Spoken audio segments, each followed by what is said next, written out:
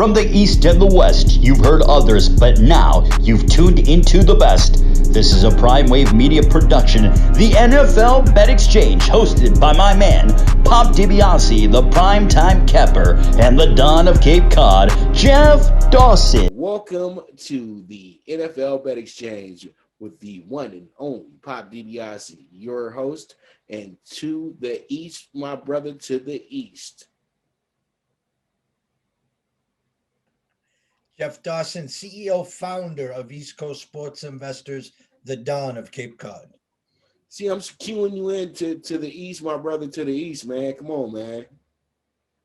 I know we must be laughing a little bit. So pretty much all right. It is what it is, though. Here we are, week 16, Jeff. It's getting fun. It's getting really, really fun. Last week, I was so happy. Winning week because we got everybody on the board finally. 9-7 for myself. Jeff fell just a little bit short because he had an even game. He had a game that pushed, so he winds up going 7-8-1. So pretty much all in all, if you were telling us, you cashed out regardless because we're literally like a lot of the plays we were together on anyway. So pretty much once again another winning week, and once again the good news only dog bet of the week is now 10-5 on the season. Eat your heart out. We do this, it's a weekly thing, y'all. So pretty much you've came up this season if you played that bet on a weekly basis, and you're doing pretty well. I have the RI for everybody at the end of the year. But it's fun right now, Jeff. Let's go ahead and jump into it. And up first, we got a Christmas Day game, and this is going to be between the Vikings, who are now 6-8, and then you got the Saints 10-4. Both teams coming off of losses as well too, and very critical loss for the Vikings, and the Saints kind of so, but they're chasing the top spot here in the NFC and everything like that. It seems like they should have the South taken care of. But here goes my notes for this. The Vikings, the one bright spot about the Vikings this year, they can't stop anybody, but a lot of teams can't stop them. They're fifth in the league, 400 yards per game. This is something that is a little intriguing coming into this one. They're 3-3 on the road, and they're 2-3 versus teams over 500 on the road as well too. So that's working out pretty well for them. And then also they're 2-6 against teams over 500 and just in general, but 4-4 against the spread. And then they're also 1-2 versus the NFC South this year, because that was the division that they had their games against this year. When it's not, what I'm talking about, Jeff. Your conference, your conference games and things of that nature, and you got to play against. You got to play against one division. All teams, and this was the year the South and the North played each other. And this is one of the craziest years, too. And then we got North and South going against each other like the Civil War. So, coincidence. All right, so we got one. So they're 1-2 in the versus the NFC South this year. Also, they're as a +6 or higher dog this year. They're 2-1 against the spread, 1-2 straight up, Jeff. So pretty much that's something that you can, I'm just telling people to tabulate their notes with and everything like that. And then we have ourselves the Saints notes, 4-0 at home against teams under 500, Jeff, right now. 2-2 against the spread, though. 9th in the league in sacks. I'm bringing this up because Kirk Cousins seems like he's on the ground a lot this season. Then we 2-1 versus the NFC North this year. Then you're 7-1 versus teams under 500, 4-4 against the spread. As a 7-point favorite or higher, they're 3-4 against the spread, 6-1 straight up. So all in all, the Saints are looking really good in this spot as a straight up winner. And against the spread, it's a little iffy situation.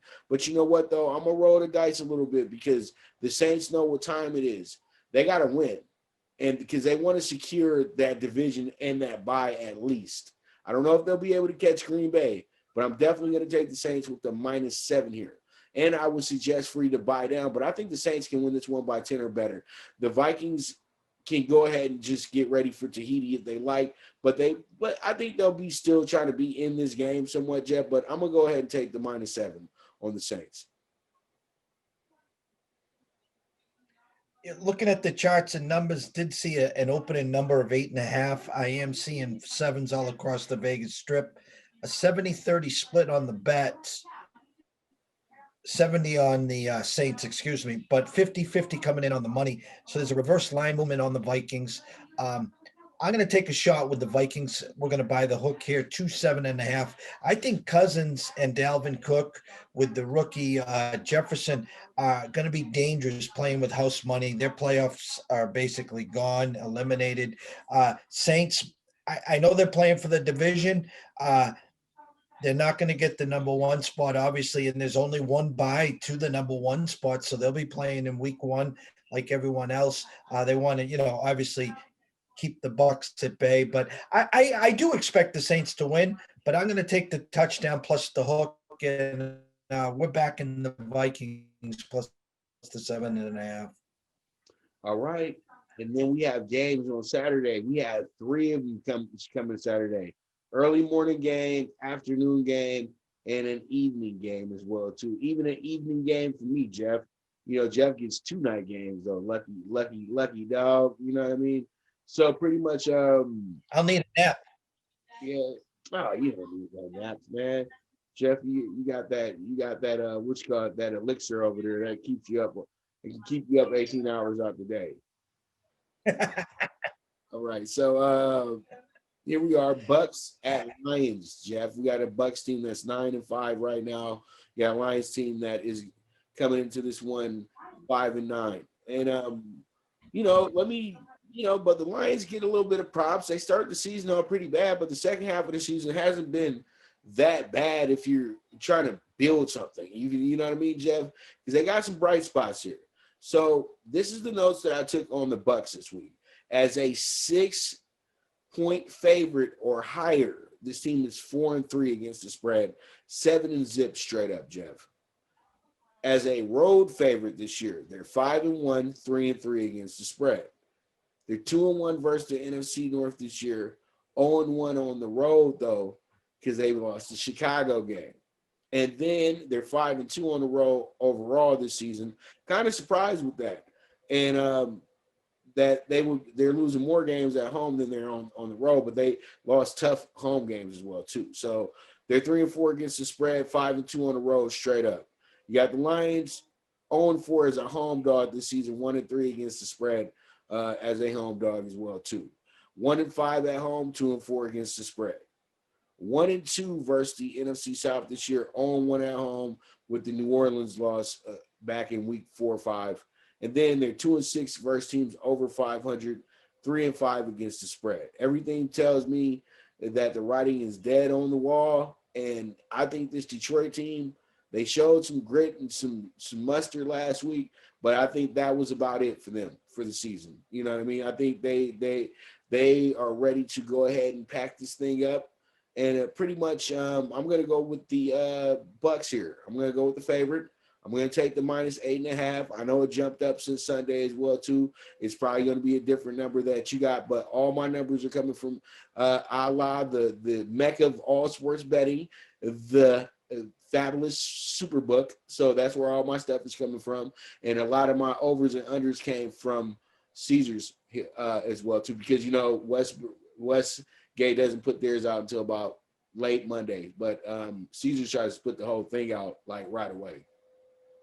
So there it is. That's what I'm on, Jeff. -8.5 to the Bucks. If you've been following Tampa the last few weeks, man, they are so slow out of the gates. Again, down 17-0 at half and 24-7 in the third. Brady, finds a way again to beat Atlanta, but not cover. Kind of reminded me of the Chiefs, keep winning and can't cover. When you looked at the Bucks since the break, the schedule did set up for them probably to sheet out and get to that 10 or 11 point mark, win mark.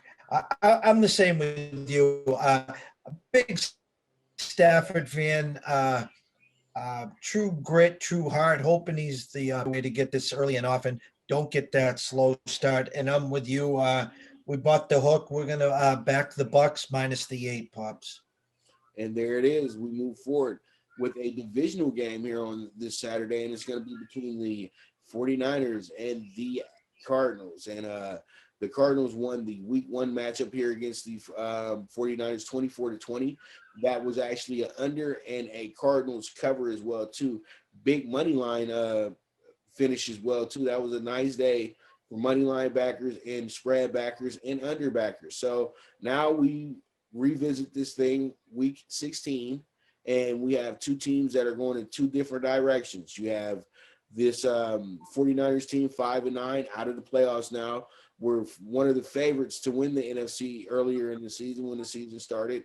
And then you have the Cardinals, who were supposed to be still building blocks, but they're right there, sitting there at the 7th seed right now for the playoffs and in a critical spot here. So the 49ers, the notes that I have on them, they're 2-2 in division play.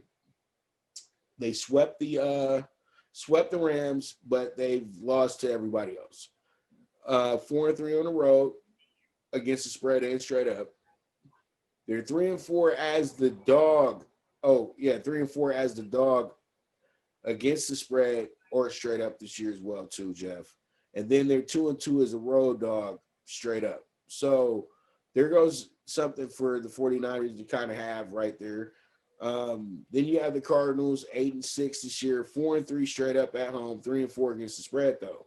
6-2 versus teams under 500, 5-3 against the spread. 2-1 versus teams under 500 at home. And then they're 2-2 in division play. But peep this though. This is the first game that the Cardinals are actually going to be a favorite in a divisional game as well too. All 4 of their other games, they were a underdog, and they went 2-2 in that regard as well too. So pretty much this team right now, they're feeling themselves. They're 6-8 against the spread, 5-9 over and unders. That's for people who are thinking where do we go? Both these teams are not too far apart on against the spread because you have the 49ers who are 5-9. Do I expect scoring in this game? Quite possibly, because you have a 7-7 49ers team, but that means you got a team that goes over 1 week, goes under the next week. So we'll see how it goes, but all in all, I'm going to gamble a little bit here. I'm going to take the 49ers with the plus 4.5. Let's see how it shakes out. I know this is going to probably jump to about 5.5, 6.5 as the injury report starts piling up a little bit more for the 49ers. But I still think that they're going to play spoiler because right now it doesn't really matter about who was here in the beginning of the season. It's about who's on the roster right now. You know, Pops, as we were going on, as you were speaking about this game, what stands out also is the fact that they're going to get the leg up before the Seattle and the Rams game. So one of those teams is going to lose. So if Arizona can pull off a win here, you know, it sets up that final week pretty good. As we were speaking, Mozart out, Debo Samuel and Jimmy G both active. Now, active and playing are two different stories, but they came across our wire as both being active, so there's a shot there. I'm with you here. We bought the hook. We're going to take the Niners plus the 5. And anyone listening here that might, I think it's a pretty good value and a fair swing with just a little pizza and beer money, as we like to say at ECSI, with the 49ers plus the 185 money line. I think they'll be fully engaged. They got payback on the mind. Arizona living off of the high, off of a close win against Philly.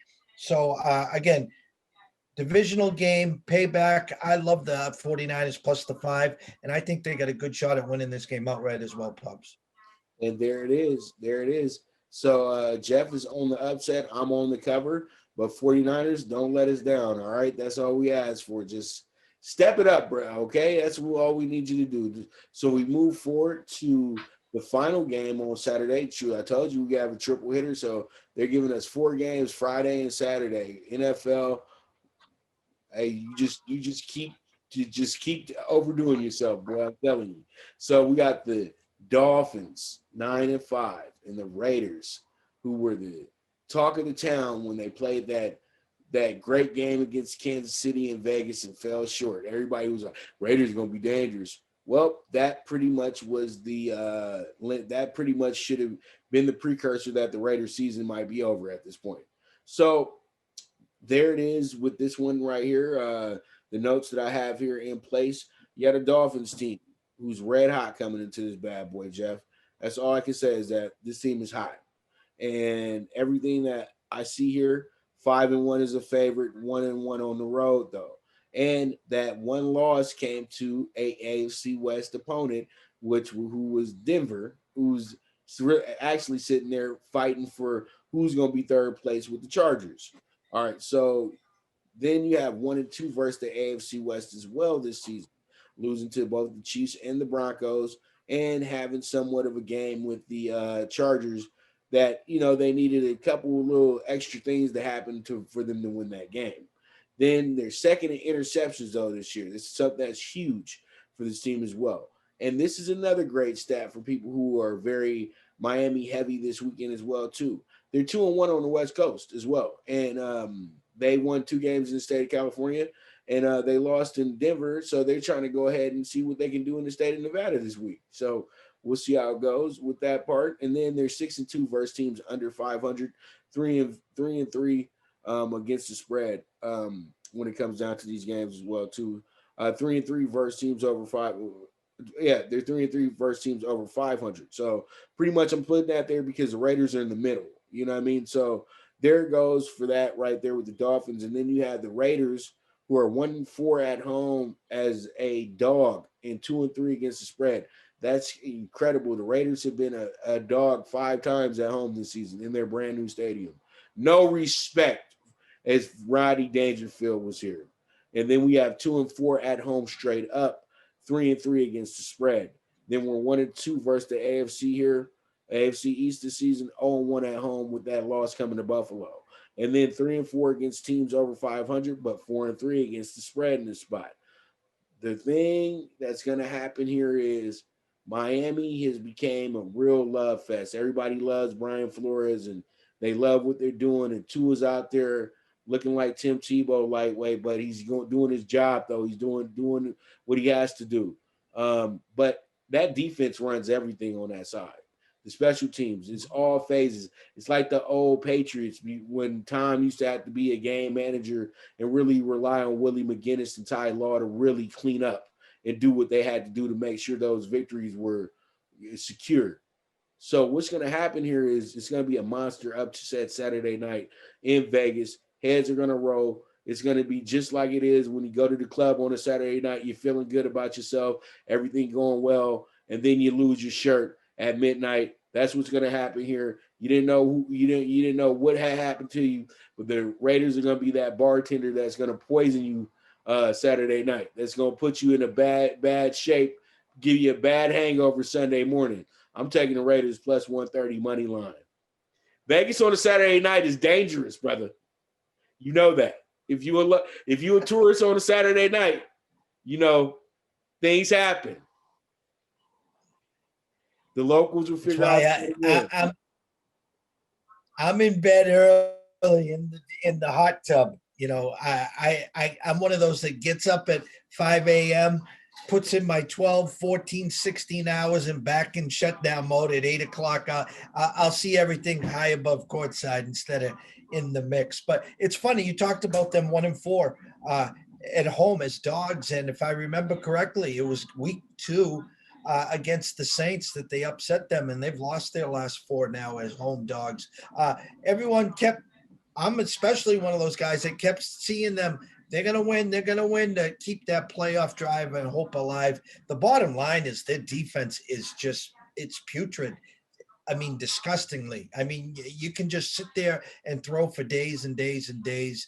And that's what you said. The Dolphins are predicated on that defense. It's a tough spot for them, I think. Short week, just came off the win against the Pats. They're not going to catch the Bills for the division, but they're anchored in pretty good to the playoffs. I flipped it. I went the opposite. I says, the hell with it. That -2 open in line smells to me. I really would rather have seen the Dolphins at around -3.5, but they're baiting us for the Dolphin money, and I'll buy it. We're taking the Dolphins minus the 148 money line. So it's a straight face-off right here, mano a mano. May the best Tua win. And there it is. So with that, we're going to go ahead and take ourselves a break. And this is the NFL Bet Exchange.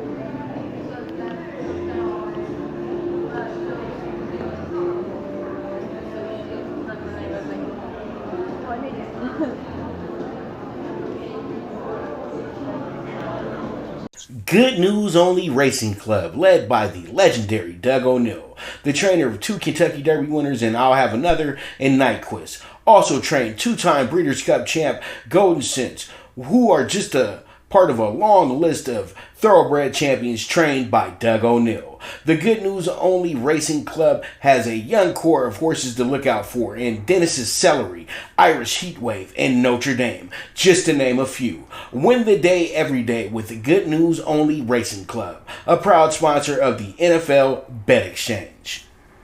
The Viget app, where social media meets sports betting. Get the latest line movements in all major sports. Track your daily bets, daily contests, the NFL over-under contest that pays out $10K in cash prizes. This is a cutting-edge app that helps betting be easy. Sign up with the reference code POPDBIC and you will be able to watch my daily show, The PrimeTime Angles, as a resource to building that bankroll.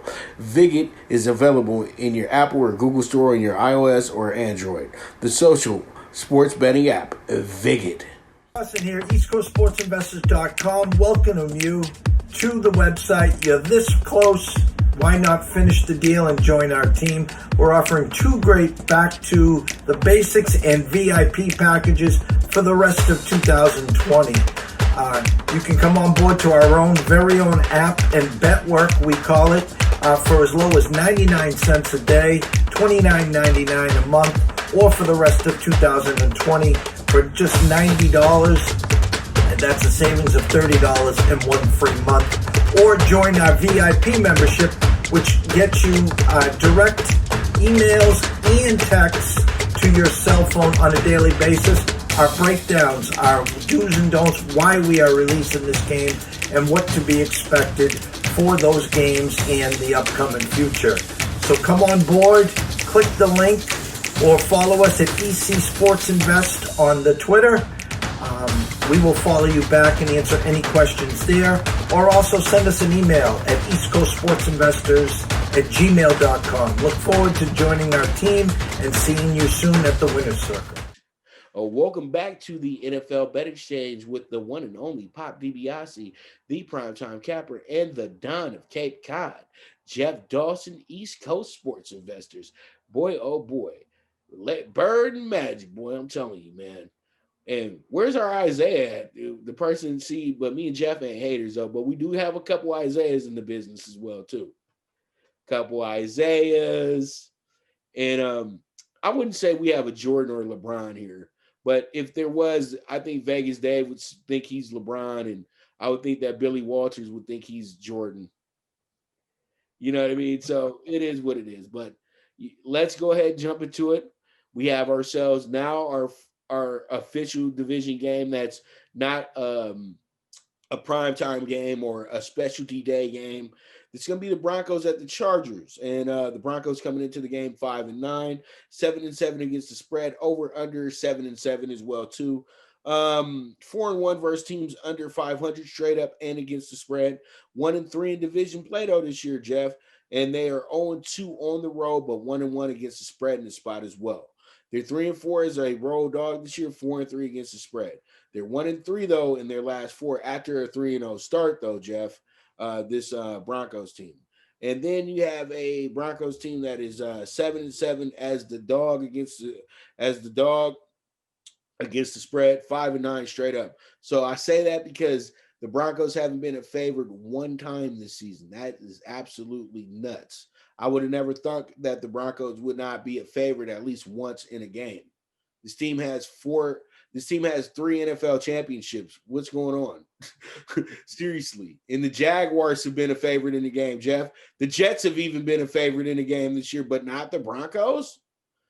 All right. So the Chargers, they feeling themselves. This team has won 2 games in a row, probably for the first time in I don't know how long. And they're 4-3 against teams under 500 this year, 3-1 against the spread in the spot, 3-1 as a home favorite, 2-2 against the spread, 1-3 in division play this year, 2-2 against the spread, but 0-1 as a favorite. They're a favorite today, and they were a favorite last time going against the Broncos as well. They're 3-4 at home, straight up, and they're 4-3 against the spread. Jeff, I'm gonna be dead honest with you here. Let's go ahead and shoot for that trifecta. and get that minus 180 money line Chargers. Let's book it. Let's go. I can't I would love to take the Chargers on the -3 here, but I'd much rather take them on the money line here. Be smart about it. Move forward. Chargers win the game. They get their third win in a row. And if they win the final week of the season, they will save Anthony Lynn's job. And that's a strong possibility because Kansas City is going to be sitting out everybody week 17. So they're playing for coach's job. They win these next 2 games. They probably won't be firing Anthony Lynn. Sorry, Chargers fans. I remember a handful of weeks ago, it was the third leg of our Sunday action parlay, and we had the Broncos money line, and that was where and they scored in the final play to get that miraculous win. Huge Herbert fan. Just amazing year that he has had. I'm with you. I looked at a line that opened at 4 that went to 3, but having the Chargers -120 on the juice, it does us no glory here to buy a hook or a full point to take it to 2 -140 or 45 and leave 2 points on the table when we can just go after that money line. I'm seeing right now at -175. I expect the Chargers to put a full great effort for 60 minutes this time. Get out early, get Keenan going, get Eckler going, and a big defensive stance. Allen put up 40 and change on Saturday. I expect Herbert to do the same. So Chargers roll. We'll take the money line as well, Pops. All right. Let's see how it shakes out. And Chargers make us look good, dog. And I would love to see Anthony Lynn keep his job just because it's been a pandemic year. And I just feel like coaches that have decent rosters deserve another shot. But there were some coaches that had to go, though, as well, too. So it's very understandable why they're gone. So let's move forward, talk about the NFC side of things. And who would have thunk it that this would be such a critical game? Well, actually, we did think it was going to be a critical game at the beginning of the season when we both were consensus that the Cowboys were going to run this division and run it with the iron fist. Well, it didn't work out like that. All 4 of these teams are sitting in what we call NFL purgatory. So literally a loss, you're out. A win, you continue. Like literally, it's the Hunger Games in the NFC East right now.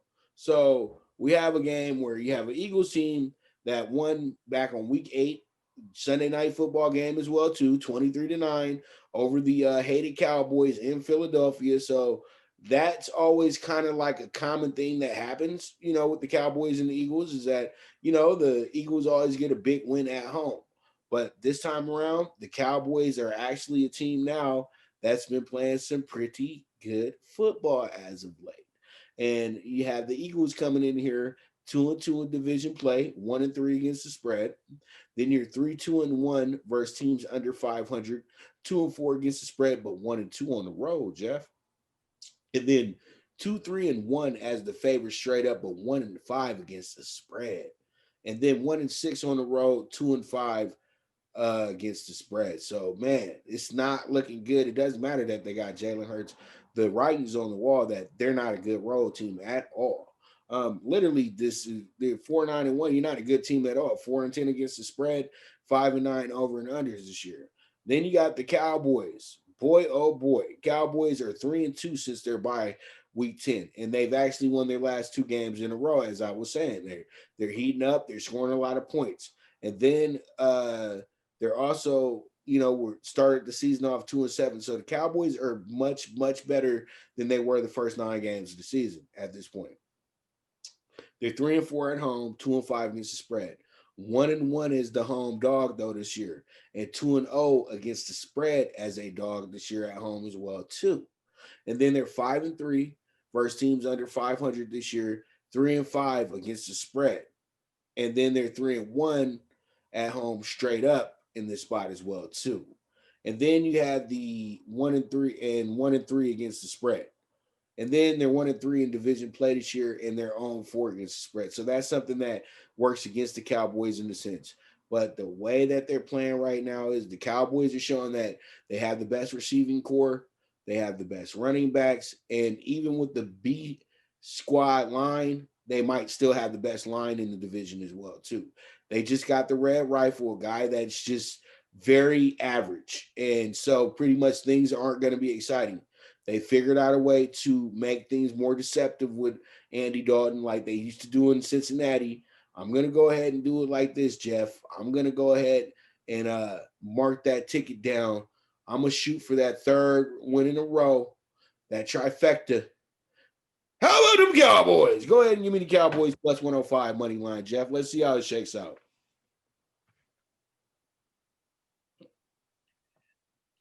Jalen Hurts, looked great in both games, and he was able to win 2 weeks ago and came up short. Had 3 throws at the end of the game to try to pull off the tie in Arizona. This game is hilarious. It's the same blueprint as Dallas and the 49ers on last Sunday. Dallas opened up -2, and now currently as we speak here, the Eagles are now -2.5. 83% of the bets, 92% of the money, all flocking in on the Eagles. The Eagles are now -140 on the money line, and you can grab the Cowboys that you were just talking about at a plus 120 on that money line, or you can grab them at a plus 2.5. Buy the hook to +3, even if you wanted. By the time this show releases, public remembers what they saw last, and they want to buy into the Jalen Hurts story. I'm going to follow you here, Pops. We're going to grab the money line as well. We'll take the Cowboys plus 105, 110, 120, whatever you're getting. And again, when you see this show, if that thing is up to 2.5 or 3, don't be afraid to grab the points as well as kind of a safety net just in case that they do lose by 1 or 2. But I'm with you. And how about them Cowboys? Hey, it's wide open right now. And I'm telling you right now, this is a 12-5 claiming race between a whole bunch of horses that used to be in stakes races. And I'm telling you right now, nobody wants to win the race. And the Cowboys were the best in class, and they're showing it right now. So if the Cowboys win out and everybody loses out, the Cowboys find a way into the playoffs. Unbelievable. So we'll see how it goes. The most intriguing story in football right now, the NFC East. All right, we move on to the NFC West, though. West side. This has been the cream of the crop of the NFC all season. If the 49ers didn't fall off to 5-9, this would be an even better look for the division. But the Niners have been a team that's been in thorn in people's sides as well, too. The injury bug has ruined the Niners this season, but the NFC West is by far the most impressive division in football. You got a 10-4 team, 9-5 team, and an 8-6 team. No other conference can say that. Even though you got the NFC North that kind of has some say as well, too, because they got 2 teams over 10 wins and a 9-win team as well, too, in that division. But let me get down to the notes. And from what I can see here, Jeff, we do have ourselves a heck of a game. Week 10, the Rams got a monster win over the Seahawks and dominated the Seahawks, Jeff, in every facet of the game. Offense, defense, special teams, they had their way with Seattle that day. Seattle had to play from behind, never was really in that game at all. I think this was the one game where Seattle was actually thoroughly beat down, like seriously. And you know what happens when Pete Carroll gets thoroughly beat down? He's ready to go ahead and thoroughly beat you down when he sees you again. And pretty much, let me go through the notes here. We got a Rams team that is awesome as a underdog this year. They are 3-1 straight up and against the spread. They're 2-1 on the road in this spot as well, 2 straight up and against the spread as a road dog, okay? And the spread is 2.5 to the Seahawks right now, 46.5 over and under. I think that this will be a pick 'em by the time we get to kickoff, Jeff. And then we have a 4-2 versus teams over 500 straight up and against the spread. 4-3 on the road this year as well, straight up and against the spread. And then 2-2 in the division, straight up and against the spread. 1-1 on the road and favored in all 4 games. This is the first time the Rams are actually going to be a dog in a divisional game this year. So there it goes. Just like I just talked about with Arizona being a favorite for the first time in a divisional game this year. So there we are. Seattle coming back over here, 6 straight unders unbelievable, Jeff. You have to understand this team started off the year literally going over in each and every one of their games. I think at one point I had them at 6-2, Jeff, 6-1. Now they're actually 6-8 when it comes down to that number. And then you have the against the spread is 7-7. You would think that Seattle dominated more teams this year as well, but they haven't. So pretty much Seattle 6 straight unders, and they're only allowing 16 points per game in this run though, Jeff. The defense was seen as the future part of the team, right? But after they lost that 3 out of 4, they've actually stepped it up since that point, like tremendously, the defense. And I'm saying 16 points per game, and pretty much, but they're only scoring 20 and a half points per game.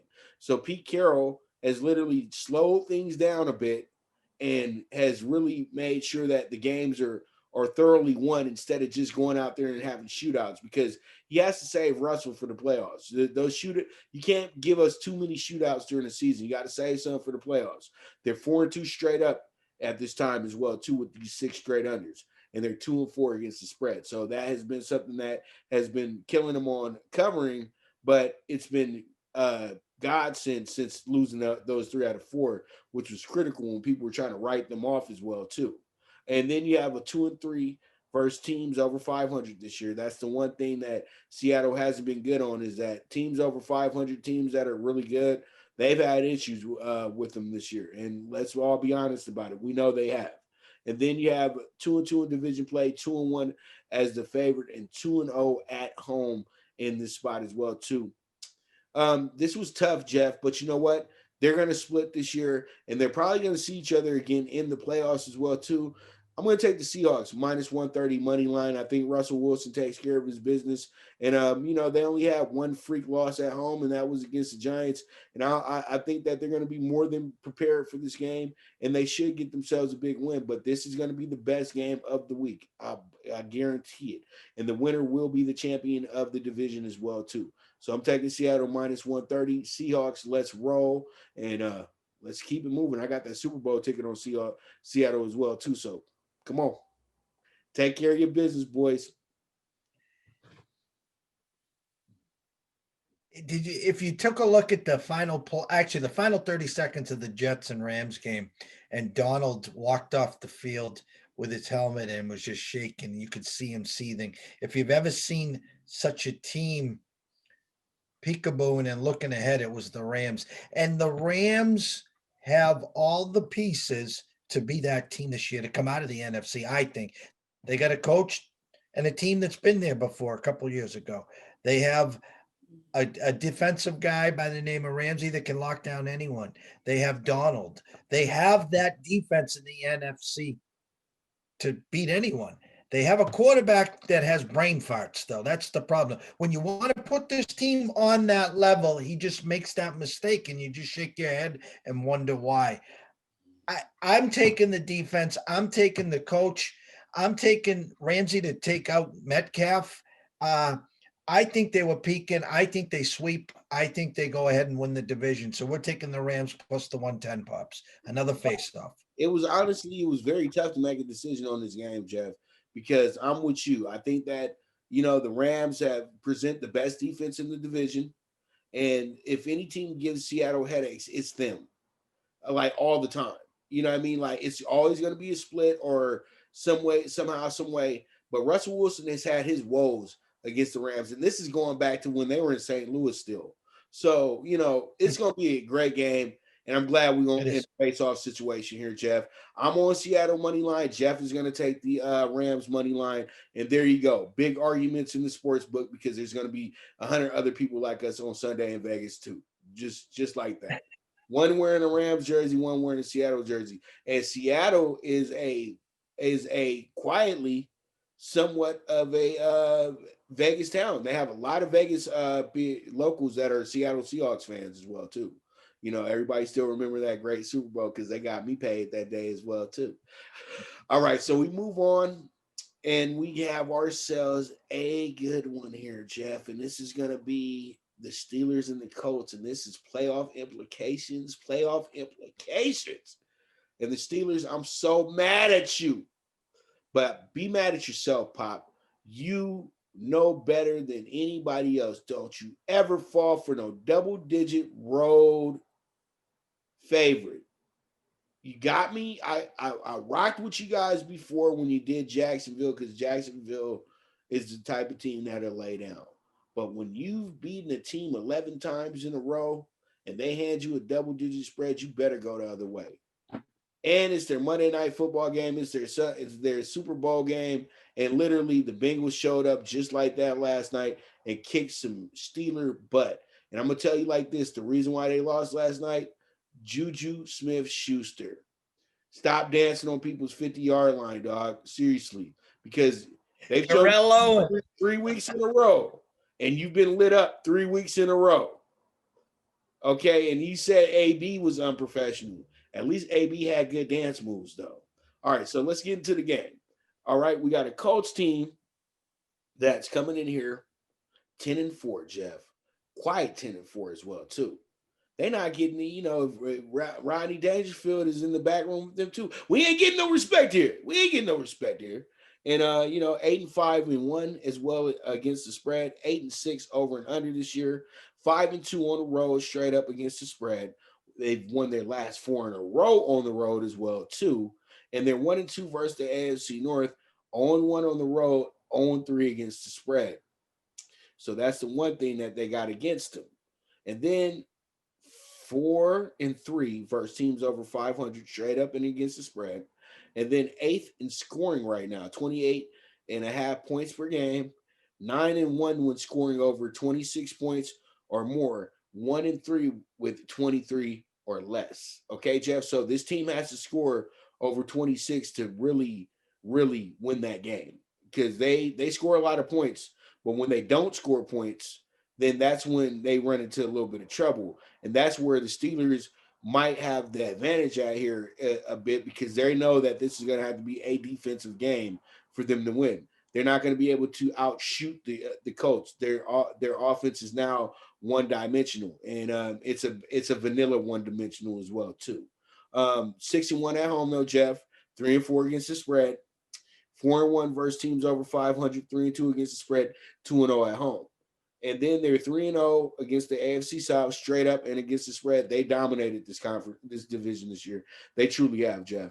And then you have the 8-2 versus the NFC this year, 6-4 against the spread. Everything says Steelers, but the way they played last night, they just can't get the engine to turn over right now. The car literally wrecked against Washington, and they're over here trying to drive a wrecked car down the street, in my opinion. And I can't trust them, Jeff. Three losses in a row, and you're getting worse by the week. Give me the Colts, because they're the ones that needed a bit more. Pittsburgh's already in the playoffs. The Colts aren't, to be that honest with you. Every win is critical for this team right now. I got them winning. Give me the Colts plus 120. Let's see how it shakes out. And I flipped it too, because I was going to rock with the Steelers, but I said, no more. Give me the Colts, because they let me down already too this year, but I just can't be let down by a team that lost as a double-digit favorite. At least win the game.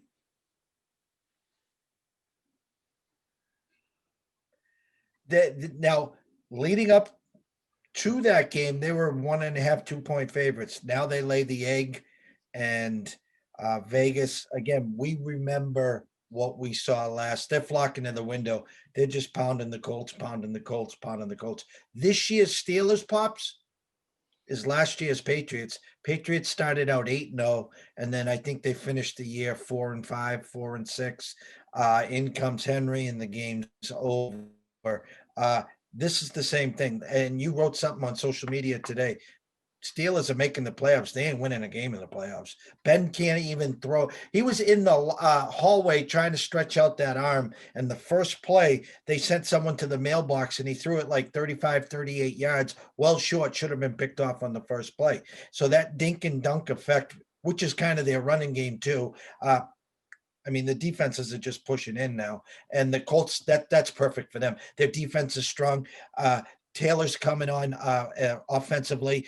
T.Y. Hilton now is resurrected again. I don't even think right now in Vegas, they're 1.5 point favorites, minus 120 on the money line. But I'm with you.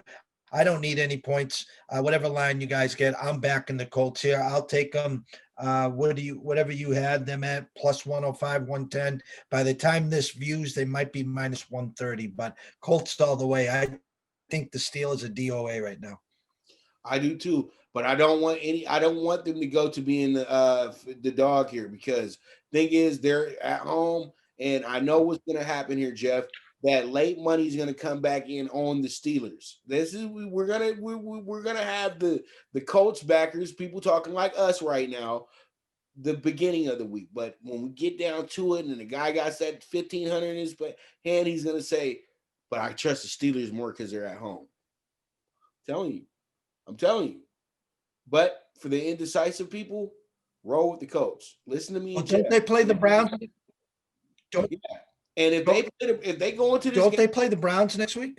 They play the Browns the final week of the season. If they go into that game 11-4, and the Browns do their business against the Jets this week, the Browns got to beat the Jets first. Now the Jets have won a game. Now they feel like that. Now they showed that, hey, they can compete a little bit. Now, if everything goes where the Steelers lose, the Browns win, this will be the biggest game between these two teams since they played in the playoffs back in 2003. And I'm telling you right now, that game right there, the Browns, I already have it circled that the Browns are going to win that game. But if the Steelers win this week, they'll probably rest everybody for that game. But if they don't, the Browns are going to be in a great position, and it's going to be like Major League 3. I'm telling you, it's going to be a crazy moment. It's going to be a crazy game. They're going to make a movie about this after it's all said and done. But with that, we're going to go ahead and take another commercial break. This is the NFL Bet Exchange, and we will be right back.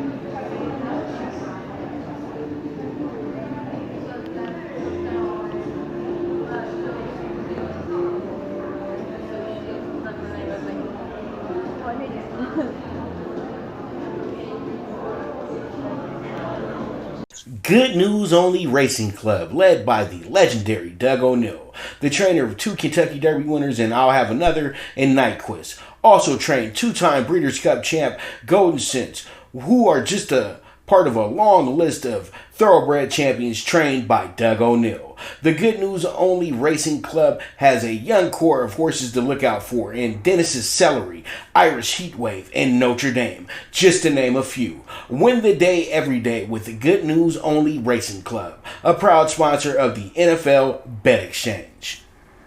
The Viget app, where social media meets sports betting. Get the latest line movements in all major sports. Track your daily bets, daily contests, the NFL over-under contest that pays out $10K in cash prizes. This is a cutting-edge app that helps betting be easy. Sign up with the reference code POPDBIC and you will be able to watch my daily show, The PrimeTime Angles, as a resource to building that bankroll. Viget is available in your Apple or Google Store on your iOS or Android. The social sports betting app, Viget. Austin here, EastCoastSportsInvestors.com. Welcome you to the website. You're this close. Why not finish the deal and join our team? We're offering 2 great back to the basics and VIP packages for the rest of 2020. You can come on board to our very own app and bet work, we call it, for as low as 99 cents a day, $29.99 a month, or for the rest of 2020 for just $90. That's a savings of $30 and 1 free month. Or join our VIP membership, which gets you direct emails and texts to your cell phone on a daily basis. Our breakdowns, our do's and don'ts, why we are releasing this game, and what to be expected for those games and the upcoming future. So come on board, click the link, or follow us at EC Sports Invest on the Twitter. We will follow you back and answer any questions there, or also send us an email at eastcoastsportsinvestors@gmail.com. Look forward to joining our team and seeing you soon at the winner's circle. All right, we are rolling here on the NFL Bet Exchange. We're entering the third quarter of the show, and pretty much this is a good part of the show because we have a lot of really good matchups going on here between in the conference and in the interconference games as well too. So from what I can see here, Jeff, we have ourselves an awesome matchup here between two teams that are going to be drafting in the top 5 this season. The Bengals, 3-10-1, and then you have the Texans, who are 4-10 coming into this game. So the battle of teams with double-digit losses right now, Jeff. You got a Bengals team that's 1-4 against the AFC North this year, 3-0 against the spread, Jeff. 3-0 against the spread. I'm sorry. This is against the AFC South. I'm so sorry about that, Jeff. But I meant to say the AFC South, they're 3-0 against the spread, 1-2 when it comes to games against 2-1. I'm so sorry. 2-1 on the Bengals. So let's get this all correct. The Bengals are 2-1 against the AFC South, and they're 3-1 against the spread. So they're shooting for the sweep against the spread this weekend. And maybe having a winning record against the division as well too.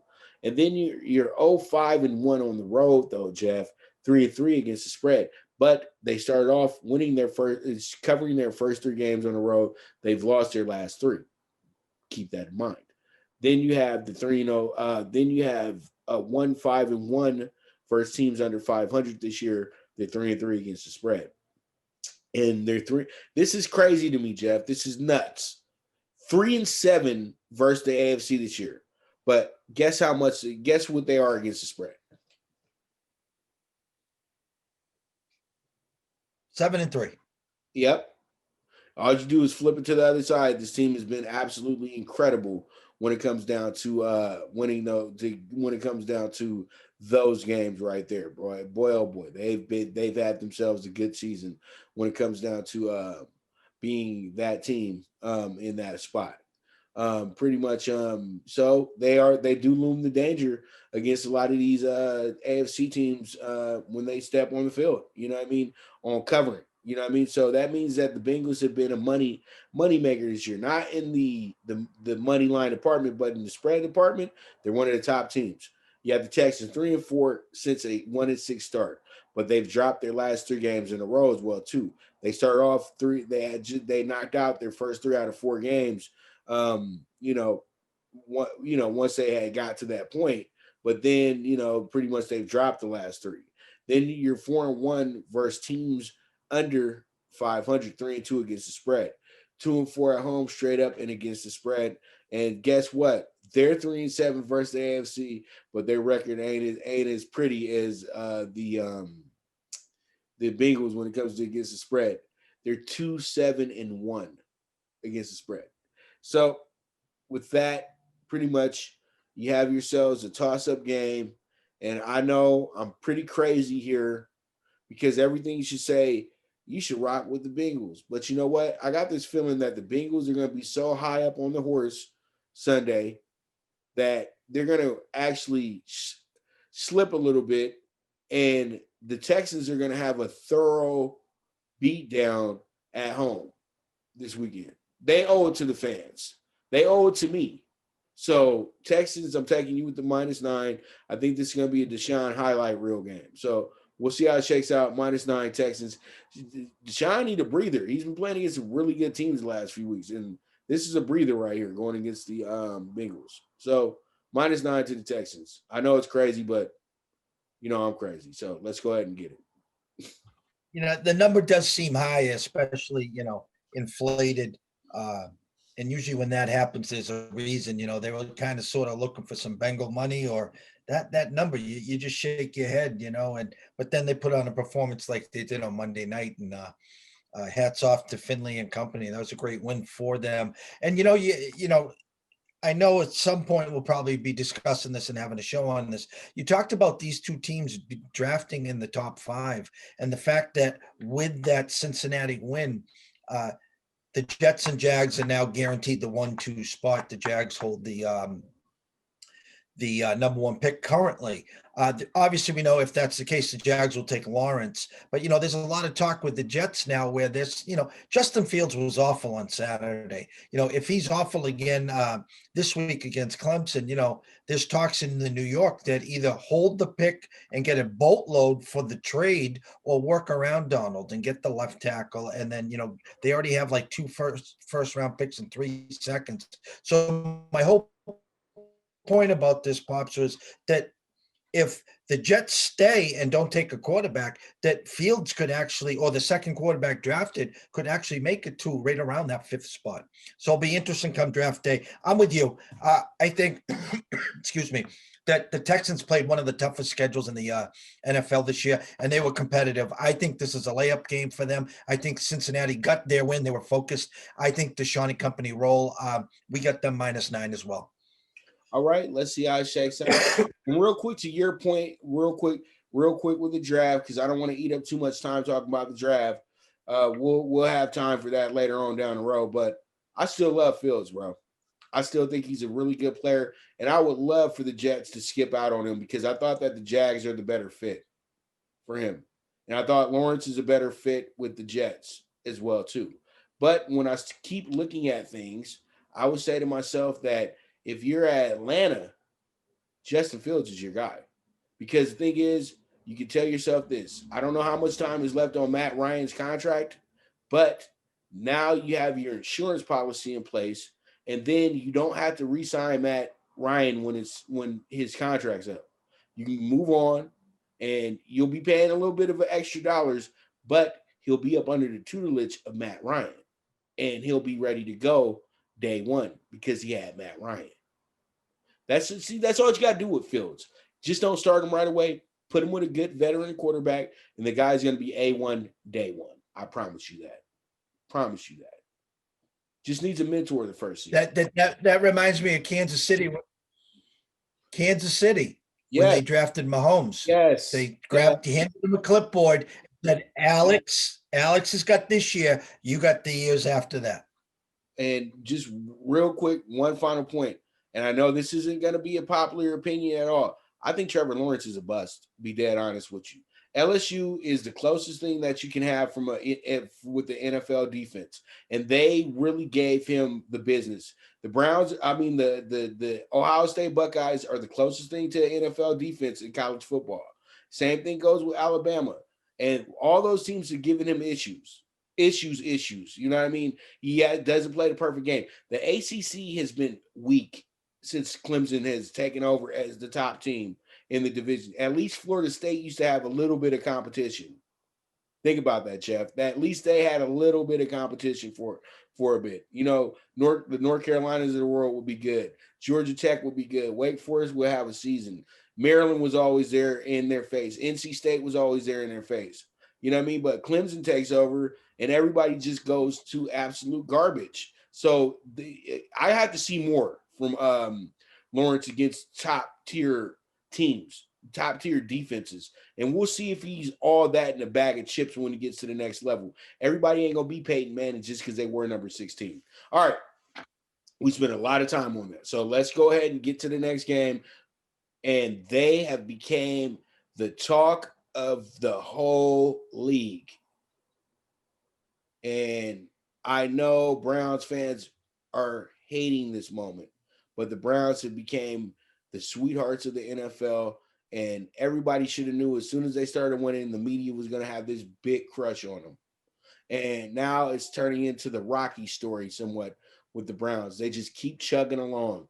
This last week, they probably played their most perfect game, Jeff. They played with patience. They were precise. They got the job done. They played it in a playoff atmosphere type of way. If you didn't catch that, Jeff, that's how playoff games are played. Take your time, be patient, get the win. That's going to be a very, very intriguing thing to see as we move forward. That this team is already in playoff mode mentally. They're not in let's rest the starters mode and all this stuff. They're in that And they're not even worried about clinching the playoff spot. They've already have it in the back of their head. They're going to do that. So, pretty much that team is preparing themselves for the playoffs. That's why you got to be, when you get to December, you got to put that mentality in place. That's why Bill Belichick's been so successful all this time. Because once you get to December, we start thinking it with a playoff mentality. We start playing like a playoff team, and we start playing these games like they're the playoffs. You know what I mean? We're not going to do this fast break, run up and down the field thing. All right. So when I look at the notes, the Browns are 8-0 versus teams under 500 this year, Jeff. 4-4 against the spread. 6-3 versus the AFC this year. 2-7 against the spread. 5-2 on the road. 3-4 against the spread. 5-1 since their bye week. Week 9. 3-3 against the spread. And as a favorite, this is crazy for me to even say, the Browns is a favorite. 6 points or higher, are 4-0 straight up, 2-2 against the spread. Now you got this Jets team, 0-7 at home, 3-4 against the spread. But this is good for the Jets. They've actually covered in their last 3 out of 4 games at home as well too. And after they started 0-3. So as you can see, Jeff, pretty much this is a much better Jets team when it comes to covering at home. And they damn near won last time they were at home as well too, going against the Raiders. Or it might have been, they haven't been, have they been on the road for the last 2 weeks? Yeah, because they went to Seattle, then they went to LA. Okay, so they're 0-10 though versus the AFC, but 4-6 against the spread this year. 1-8 versus teams over 500. 2-7 against the spread in this spot. 0-3 straight up. 2-1 against the spread at home. And as a 8+8.5 or higher dog this year, the Jets are, of course, 1-8 straight up and 4-5 against the spread. See, everything with the Jets is about the spread because we know they only won 1 game. So pretty much the Jets are, to me, playing their best football right now. Even though they're 1-13, they're playing much better football right now. And I think what happens here is that the Browns still can win this game, but this is going to be a fight for the playoff spot. This is going to be the Jets' last real moment of the season because they go to New England next week to finish up the season. The final home game of the year. The Jets always try in the final home game of the year. So I'm going to take the Jets with the +9.5 here. Even though I'm salivating over the Browns, I'm just going to go ahead, and I feel like I'm doing the right thing. Take the Jets +9.5 because they're going to make this game close. It has to be a miracle moment for the Browns at the end of the game. I think the Browns will actually wind up having to go out and make a Cody Parkey kick to win the game Sunday. Or they get a late touchdown somewhat, but it's going to be some drama. You know what I mean? And I know it's just the Jets, but still, we need drama. So I'm taking the which call. Don't run. I feel like messing with Jeff. Jeff, don't go to sleep on me. I know I'm being being over statistical. But you go hear me today. But I'm taking the Jets +9.5. Stay with me, Jeff. Wake up. The emergence started the minute OBJ got hurt. He has, if the statistics are correct, he's got 15 touchdowns and 1 interception since OBJ went down. And his passing rating has been through the roof. He's just emerged. When you have that diva wide receiver, you got to feel like you got to feed him the ball, and you kind of force a lot of plays. Jimmy Johnson was talking earlier this week about the same thing with Troy and Dez, and the fact that Jimmy had to tell Troy, hey, we have other wide receivers here. We'll feed him when we can. I mean, Michael Irvin, I'm sorry, not Dez. Jesus, I was thought Dez for a second there. But the point is, he's not making mistakes. The team's rolling. There's nothing bad I can say about him. The fact, though, that they got the Steelers coming up, too. I like the Jets here. I've been, as you know, on this show and all the listeners here, I've been backing them every week Didn't back them last week though. So and I told you that on the show, Pops. I'm getting off of them, so you better get on them. But we're gonna buy the hook here. We'll take the Jets plus the 10. Hopefully they keep it within 9 or less. All right, there it is. There it is. So Browns and Jets, me and Jeff are going to go with the lowly Jets to go ahead and get us a cover. And Jimmy the Greek was so proud of them last week. I know he was. Plus 17. It brought back memories of Super Bowl 3. I already know. All right, so we move on to the NFC conference games. And Jeff, we have ourselves a masterful matchup this week. We got a Panthers team that's been very, bad. This team has dropped 8 out of their last 9 games. Just a shame. It's a shame. The way you mess around with your fans' hearts. I'm telling you. Because they were 3-2, Jeff, at that point. And if I was a Panthers fan, that would hurt me. That would hurt. We were 3-2 and we just dropped the last 8 out of 9 games. But one thing that works out for the Lions, for the Panthers, is that they're 5-4 against the spread, Jeff, in that spot. 2-5 on the road, straight up. 6-1 against the spread. 3-7 versus the NFC. 6-4 against the spread. 3-2 versus teams under 500. 4-1 against the spread. So this team is a spread monster. They're 8-6 on the year, 7-7 on over and unders. Then you got this Washington football team. Washington football team has won their last 4 out of 5 games after a 2-7 start. 6 straight covers against the spread, 4-2 straight up, Jeff, in that time. And 5-3 versus teams under 500, 7-1 against the spread this year. 4-6 versus the NFC, 6-4 against the spread. This is going to be the toughest matchup to choose from this week, period, point blank. But I believe in Dwayne Haskins. I think that he stepped it up big in the second half, late, to try to get his boys back in the game. But Seattle is a monster team. Seattle's a team that's possibly going to be representing the conference in the Super Bowl this year. But this Washington team can tell a great story if they make the playoffs this year. And remember, Jeff, the first show we did for NFL Bet Exchange, I said if there's a team not named Philadelphia or Dallas that wins that division, it'll be Washington. I never gave the Giants a chance, but I did give Washington somewhat of a look. Even though when I look back at the numbers, I had them under the amount of wins that they got right now. But still, it is what it is at the end of the day. And I love Washington in this spot. I think they take care of their business, minus 135, because it seems like Carolina's not that good as, say, a plus 2.5 dog, or even as a favorite when and they've been a favorite at a low number all season. So I'm just going off how they play as a low number on the spread, and I'm thinking Washington wins this game by a field goal or better. But I'm going to take them on the money line, minus 135. Let's see how it shakes out. Great story. It was on social media today, and it's a bad look. Here you got a quarterback that's injured with Alex Smith, the comeback player of the year. Here you got a coach battling cancer. Here you got a team resilient, finding ways to win with a chance to win the NFC East. And what's your quarterback doing? Out at a strip club, no mask, no nothing. And it's a bad look right now for Haskins. I don't know what the NFL is going to do. Last year when they finally won a game, he was out there signing autographs and he was supposed to go back in for the play. My point is, I'm with you on this. We're taking the money line as well. It's a great story.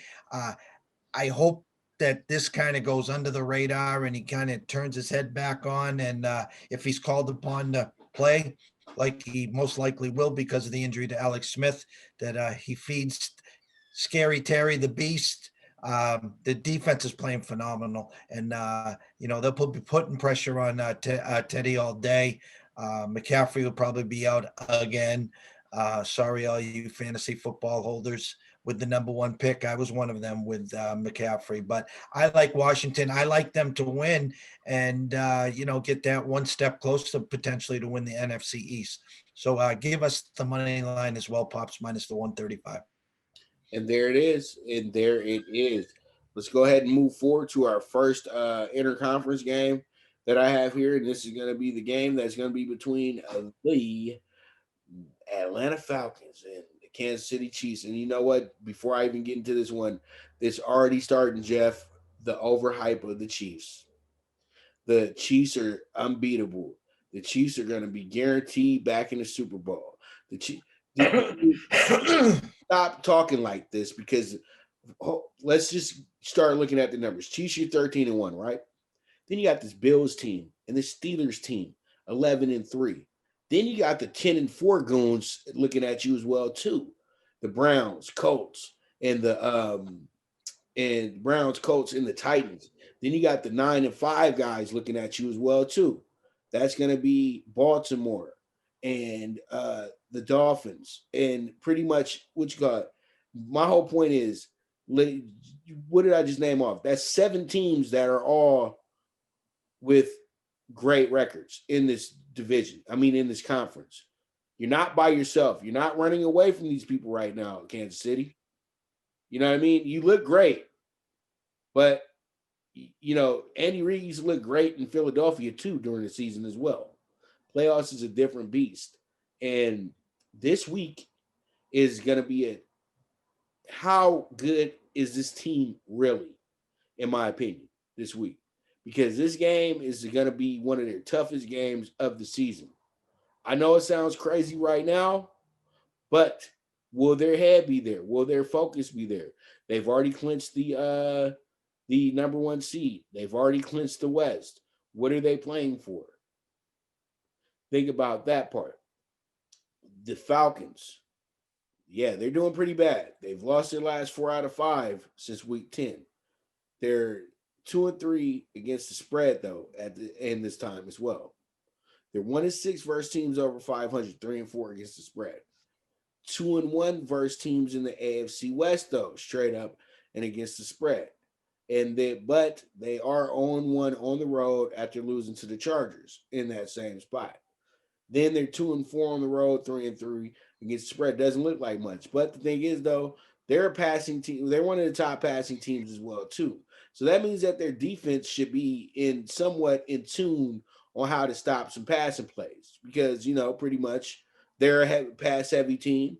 And when you're a pass-heavy team, your defense should know how to defend that. And that's what I'm betting on with the Falcons here. Chiefs, when you look at everything, 9-game winning streak right now. But guess what? They haven't covered a game since week 8.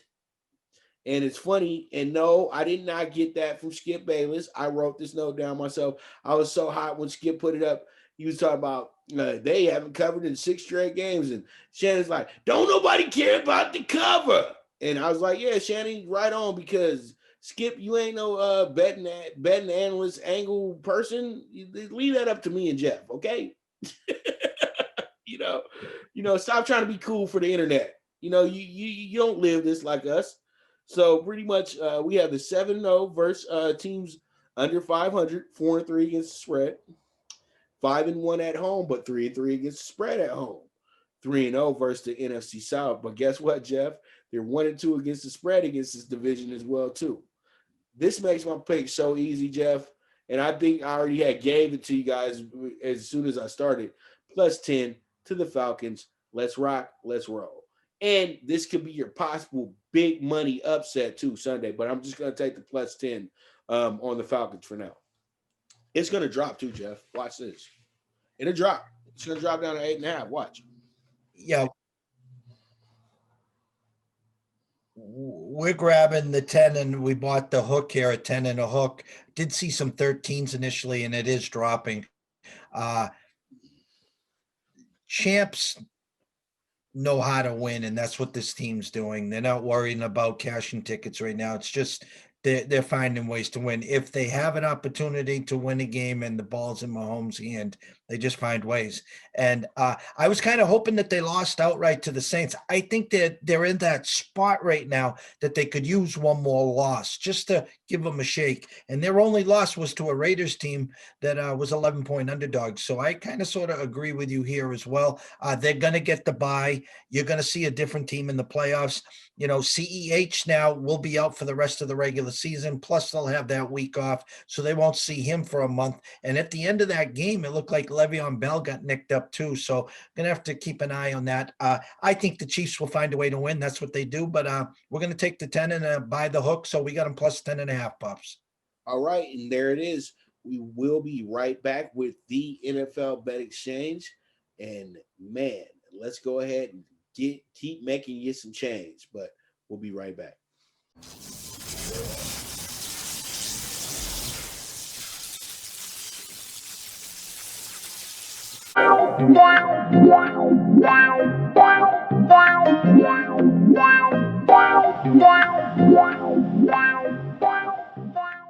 Welcome to MyBookie. You're ready to create an account and start making money, and we're here to help. And remember, you can get a bonus of up to $1,000 on your first deposit. Now you're ready to bet. Just go to mybookie.ag, visit the sportsbook, click on your bet, and input the amount you want to risk or win in the bet slip. Yes, it's that easy. Just remember, at MyBookie, you play, you win, you get paid.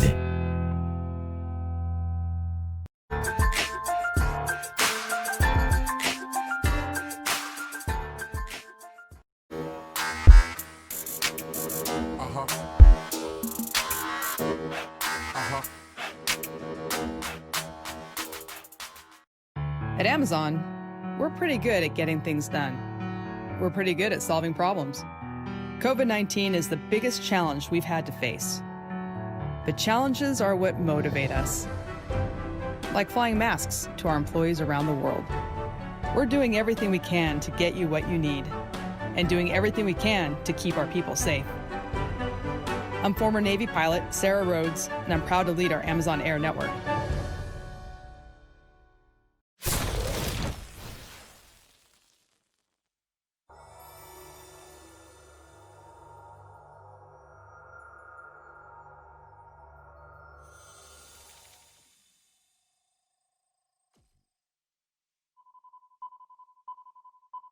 We are back with the NFL Bet Exchange, and we are now in the fourth quarter of this thing.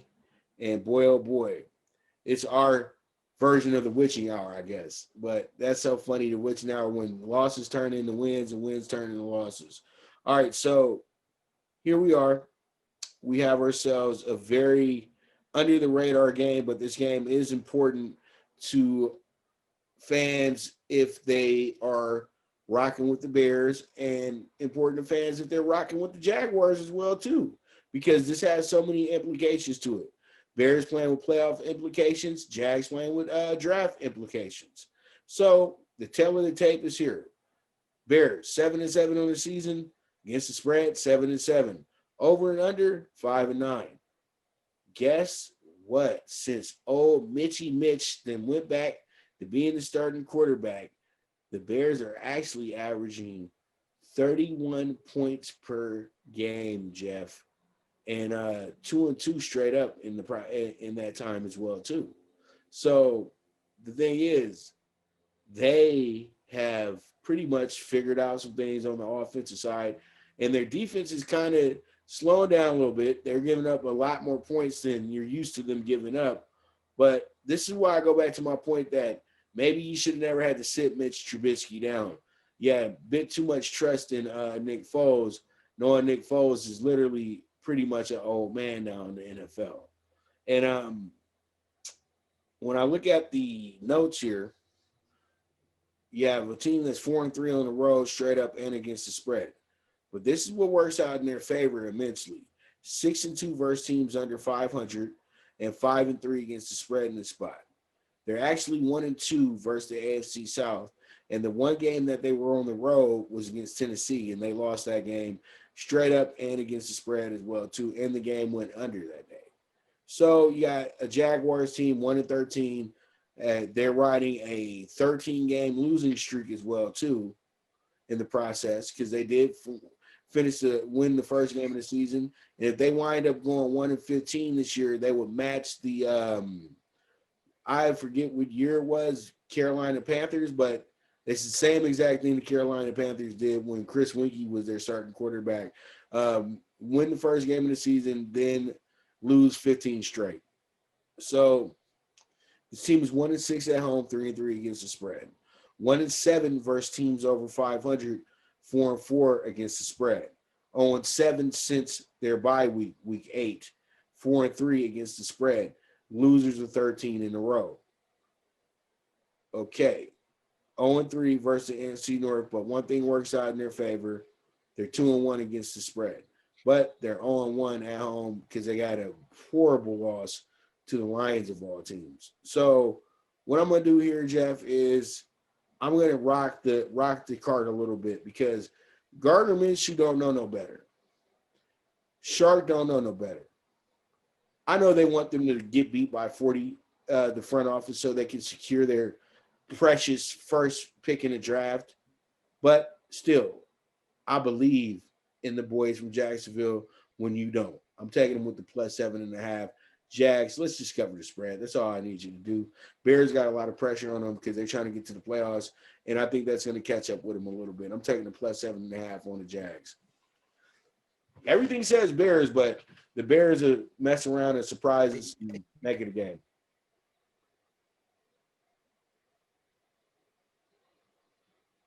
You hit the spot what Mitch has done since he's come back. I mean, Allen Robinson, reborn, Monty, the running back, reborn, defense playing well, everything going their way, and this is a perfect setup.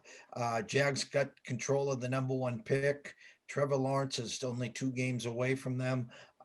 And a Bears team trying to stay alive and get into the playoffs. We're going to do something a tad different. Obviously, the money line way too steep. We're going to buy the full point here, -130. We're going to take the Bears to -6.5 and just hope that they win by 7.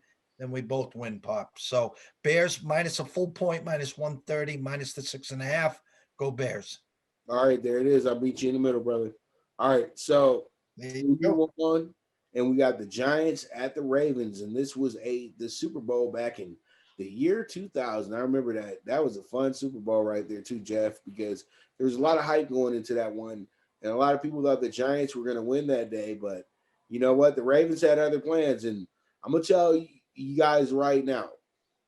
You guys can say this guy's a great defensive player, that guy's a great defensive player.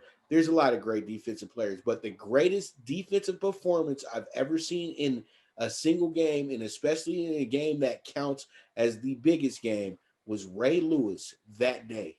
Ray Lewis redefined the middle linebacker position.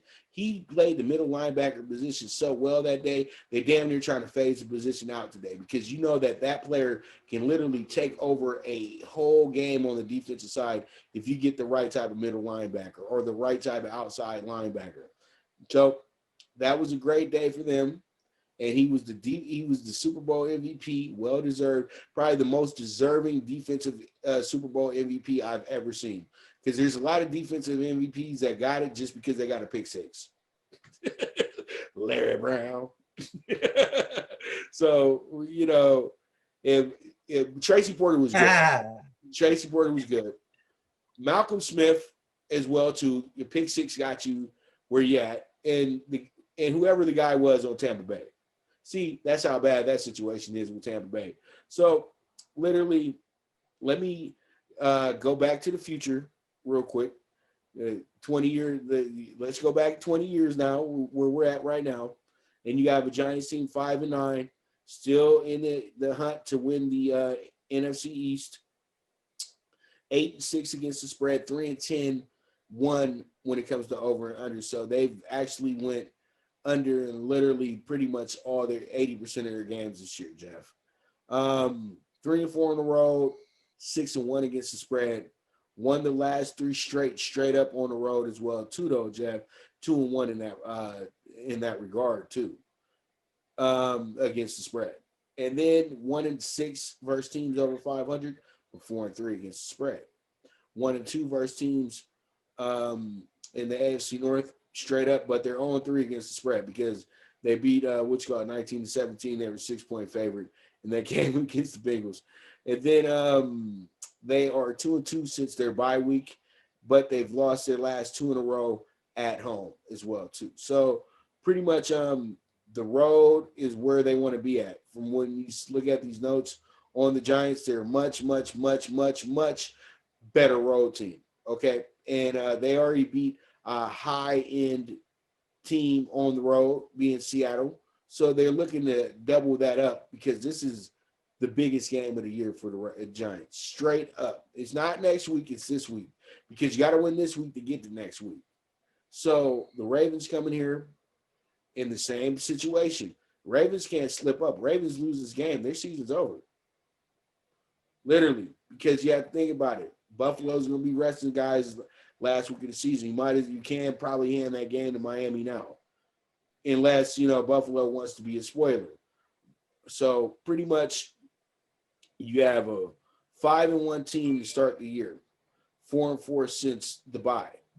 That's why I keep telling people, stop saying the Ravens deserve to be in the playoffs. They need to earn their right into the playoffs. You know what I mean? Because they ain't been that good of a team the second half of the season. Sorry. Then you have 4-3 at home, straight up against the spread. They're not a dominant home team this season as well, Jeff. They're much better on the road this year. 6-1 versus teams under 500. 5-2 against the spread. 3-0 versus the NFC East. 2-1 against the spread. So, Jeffy, what I'm going to do here is, brother, I'm going to just play it like this, man. I'm going to play with the team that's more desperate and has a better situation going on for themselves division championship-wise. I'm taking the Giants to cover plus 9.5. Let's see how it shakes out. But give me the Giants to go ahead and cover in this game. And once again, you might be want to circle them down as another monster upset come Sunday. Monster upsets are coming. If you guys didn't get it with the Rams and the Steelers, you will definitely get it this week because it's going to be more than 2. Guarantee that. So what you thinking, Jeff? Well, I go back to that Sunday night game, and it was our third leg on our Sunday action parlay, and we had the Giants bought up to 8.5. And their first drive, they got it first and goal on the 5, and then he brings out a fake field goal, and he has a punt to throw a lob to a 6'7" guy, and then 2 other times inside the red zone and got no points. I know they lost by, would they lose 20-6? So they lost by 14. But the fact was, Kitchens, again, is not a head coach. You wonder why he got fired. And Judge will be back. It's a team on life support that's not looking to cover, that's looking for a potential upset, like you said, and rock the world. They've done it once. They did it in Seattle. We're with you here. We're going to buy the full hook here, take the Giants plus, and you got to win the turnover battle. You got to get first downs. You got to get some points. And it's a Raven team like the Bucks that I thought the schedule set up perfect, that they'd cheat to get into the playoffs and be one of these lathered up teams. So if you get behind early here, forget it. That's the recipe for the Ravens. So Giants got to get out early and then just hold on. So Giants plus 10 pops. Love it. Love it.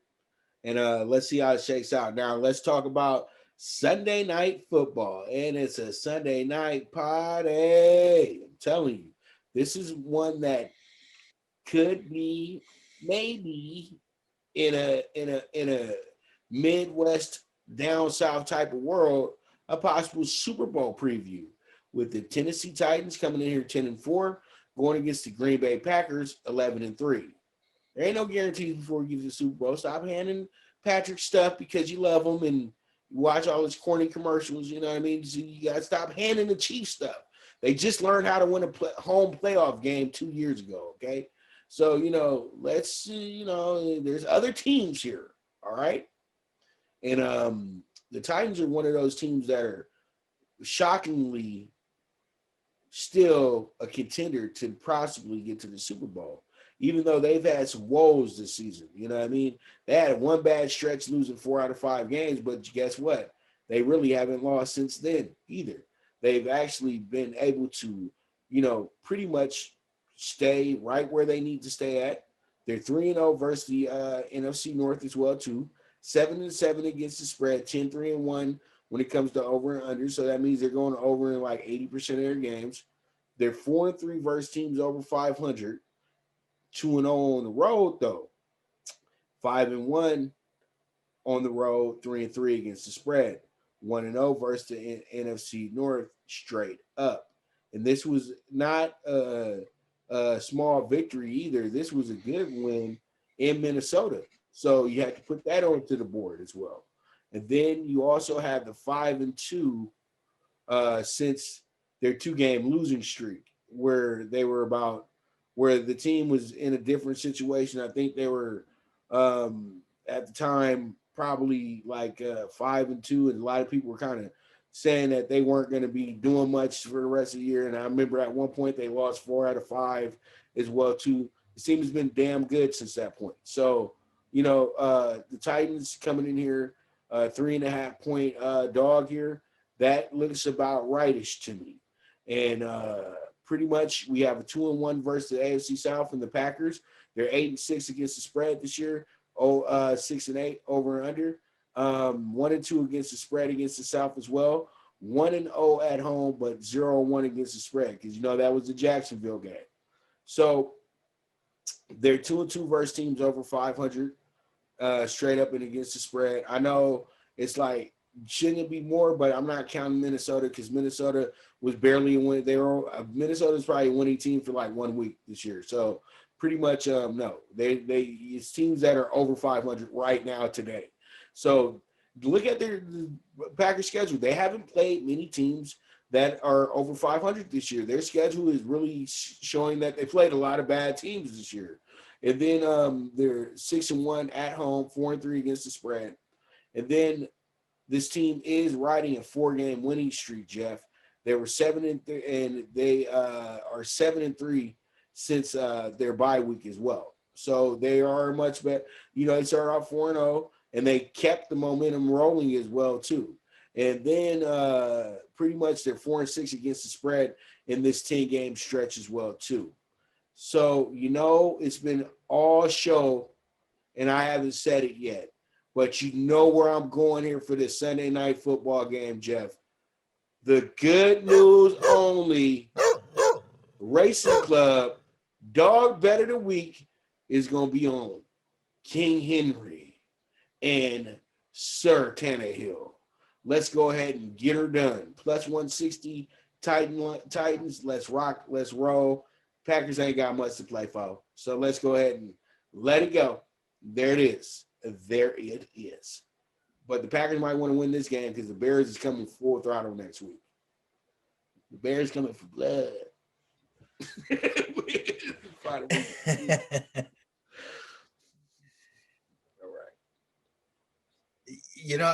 It's tough these next couple of weeks, because what are the teams playing for? I'm a firm believer. Teams playing to get in versus teams playing for seeds. I'll take the teams trying to get in versus the seeding. Packers looking like that number 1 spot, obviously locked up for a bye week. It's a good matchup for, I think, Tennessee. I think, King Henry, especially in December, just running downhill, chunk after chunk, touchdown after touchdown. But on the other side, Davante Adams. I mean, I'll tell the players, the listeners here, if you got a prop that Packers to score first possession touchdown, take that prop. And then if you want to add Davante Adams to that, take that prop too. They're just, that first drive for them is scripted and it's magic. I'm going to roll with you with the Titans plus the 4 here as well. I look for an up and down battle, and I think it's going to be last man standing who has the ball last. And wouldn't be surprised if the Packers won by 3, but also on your end, wouldn't be surprised if the Titans won outright. So give us the Titans plus 4, Pops. All right. Sounds good to me. All right. We move on to our Monday night football game. And the Monday night football game is going to be the death of a dynasty, officially. in my opinion. I think, Jeff, and that's what they want to script it up to be on ESPN this week. Is pretty much they're going to be probably showing all the Super Bowl highlights and tapes Monday all day, and what was the Patriots and all this good stuff, and where do we go from here, and pretty much is this going to be the changing of the guard and all that good stuff. Well, me and Jeff are from the good old NFL on NBC days. The team that used to run the NFL on NBC AFC wise was the Buffalo Bills. So it's not really changing the hands of the guards or any of that. It's really the landlord coming back over to pick up his keys. It's that simple. They dominated the 90s of that division, and then the division kind of went into a flux. They had 6 teams, or they had a lot of teams. Indianapolis had to leave. New England gets on top for 20 years. Now it's open. It's an open situation now, Jeff. And the only team that's struggling in this situation right now is the Jets. Everybody else is right here with their knife to the Patriots' throat. But you know what, Jeff? When I look at the numbers here, everything is telling me something different. Bills, awesome in the division this year. 4-0 in division play, 2-2 against the spread, though. 5-2 on the road this year, 3-4 against the spread. 0-2 against the spread on the road, but 2-0 straight up, Jeff. That's something that is working out in their favor when it comes to road games and everything like that. 0-2 against the spread, and pretty much 2-0. I'm looking at their last few games and everything like that, and they're 6-0 versus teams under 500 as well. And against the spread, they're 4-0 on the road. So they played a lot of bad teams on the road this year as well, too. And they're 3-1 against the spread in that stretch. And against the AFC this year, they're 8-2, 5-5 against the spread, 4-1 on the road, 2-3 against the spread. So this team is absolutely sick with it this year, the Bills, when you look at the numbers. But when you look at the Pats numbers, okay, they're 2-2 in the division, straight up and against the spread. And they're 4-2 at home this year, straight up against the spread. But this is the stat that alarms me the most, Jeff. This team is 4-5 against teams over 500, 5-4 against the spread. But peep this. At home, Jeff, they're 4-0 against teams over 500 this year. And that's absolutely incredible, in my opinion.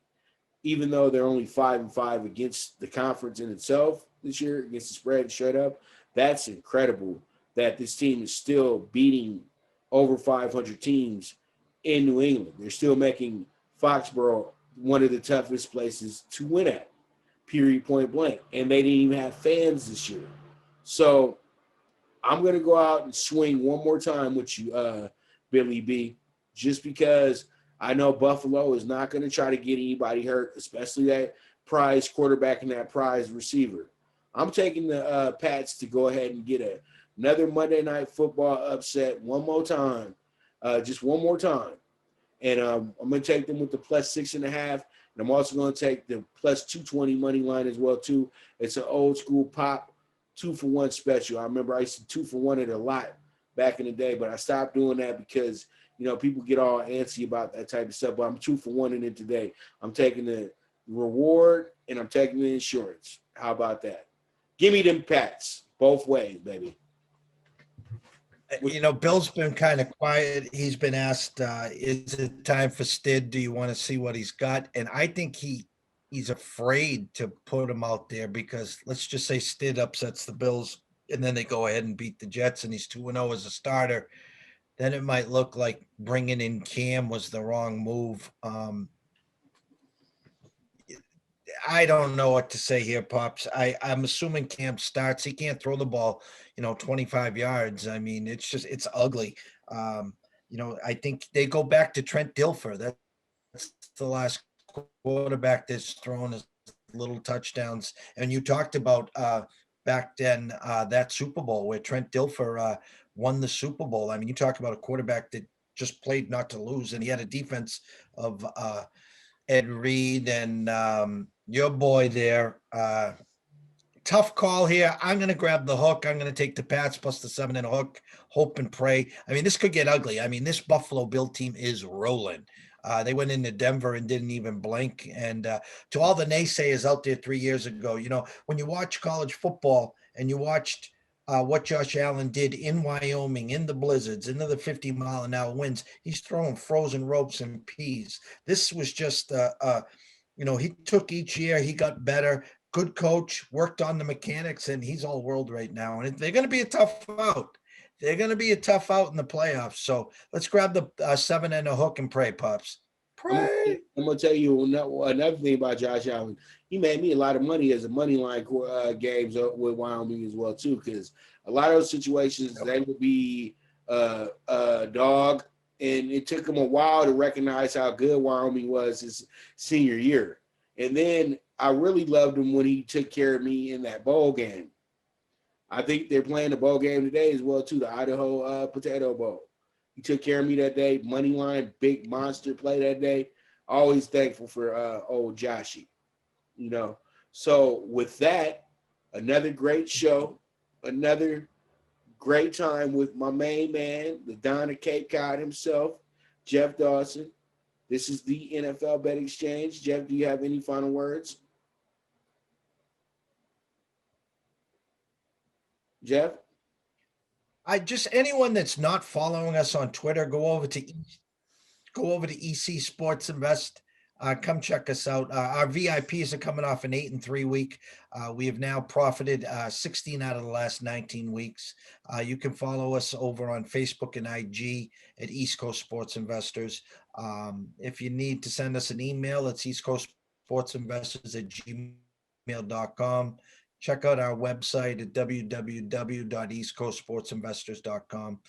Pops, it's always been it's a great time of the week when you and I hit the airwaves here and film this. And I just hope everyone listens. You know, we're here to educate. We're here to cash tickets. And, you know, obviously we can't win them all. But if, you know, at the end of the week, the end of the month, end of the year, if you end up on the plus side, then it's the winning side. So I can't thank you enough, Pops. And if you're not listening, it's okay. You can just keep being angry with your bank account every week as well, too. So, you know, you got choices here. You know what I mean, Jeff? So it is what it is. But this is another great episode of the NFL Bet Exchange with the one and only Pop DiBiase, the primetime capper. And it's Toodles! Thank you for tuning in to the NFL Bet Exchange, where the sharpest bets are laid. This show was produced by the PrimeWave Media Group.